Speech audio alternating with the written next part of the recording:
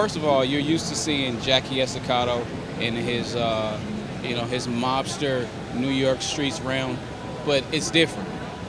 He had his thing with Jenny, and he went out to Costa Rica to get away from everything, sort of to forget about his past and start a new life. Basically, that life is pretty much the same because what he tried to run away from is following him again. So it's basically, he's got control over the darkness to where this Kirshner character, helps him create this darkness drug, so that he can be this drug lord in this new place in Costa Rica. And basically, like I said, him being this drug lord brought up all his old problems. So now he's back at it again. He's fighting all types of, rebels and troops, and, now he's back at his old stuff, but in a different place.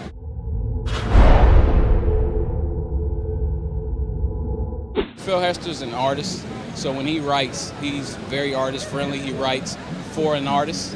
He sets up his dialogue and his panel description and all that, but he sort of gives you room to breathe because he knows what it's like to be an artist. Yeah. We're visual thinkers, so he just lets me do that.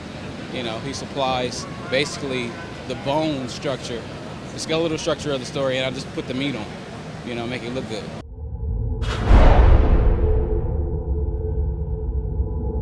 It was a backup story wrote by Rob Levin, and it was the first official professional work at Top Cow. A lot of people don't know that. They see it now because it's come out after issue 2 of The Darkness, but that was the first thing I worked on.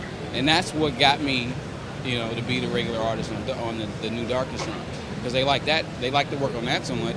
They were like, hey, give him the book. He's been bugging us for it. Give it to him.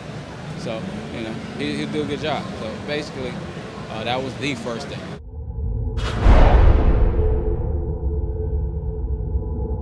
When we were coming up, the heavy render style was in, Jim Lee, all those other guys, they were doing that. So that's what we looked at, and that's how we learned how to draw comics. So when we finally broke in, it was like, that's what they were doing at Top Cow. And, other places like DC and Marvel, there were people drawing like that still, but it started to change. But in our minds, we still wanted to draw like that.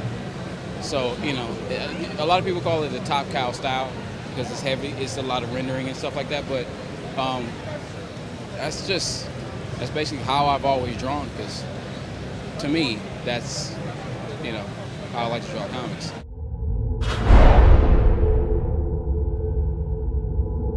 I'm going to finish up the first arc. I'll be on for the second arc, and pretty much until they kick me off the book. It's like, I love the story, so I'll draw it until it's over.